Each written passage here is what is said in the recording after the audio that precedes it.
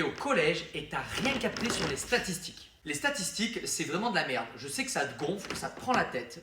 Pourtant, c'est pas très compliqué. Dans cette vidéo, en 1 minute 30, je t'explique tout ce qu'il faut savoir sur les statistiques pour ton brevet des collèges. Partons en fait d'un exemple concret. Imaginons que nous sommes dans une classe de 31 élèves où il y a 16 filles et 15 garçons.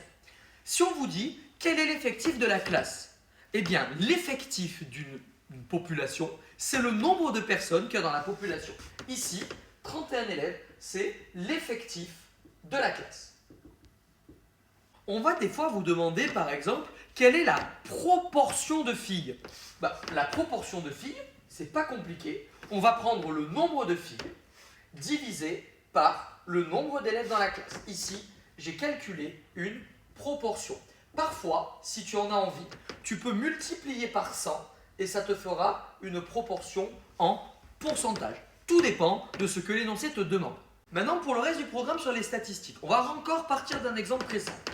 Je vous ai noté ici, sur un échantillon de 5 personnes, le nombre de morceaux du rappeur Jul que ces personnes connaissaient. Donc, cette personne connaissait un morceau, 4 morceaux, cette personne 10 morceaux, cette personne 7 morceaux et cette personne 3 morceaux.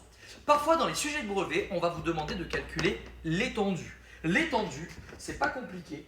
Pour calculer l'étendue, on va prendre la valeur la plus grande de la série, c'est-à-dire ici 10, moins la valeur la plus petite de la série, ici 1.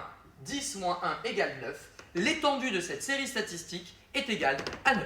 La dernière chose qu'on peut te demander à ton brevet des collèges sur les statistiques, c'est de calculer une moyenne. Alors comment on fait pour calculer une moyenne? Eh bien, on va additionner toutes les valeurs de la série.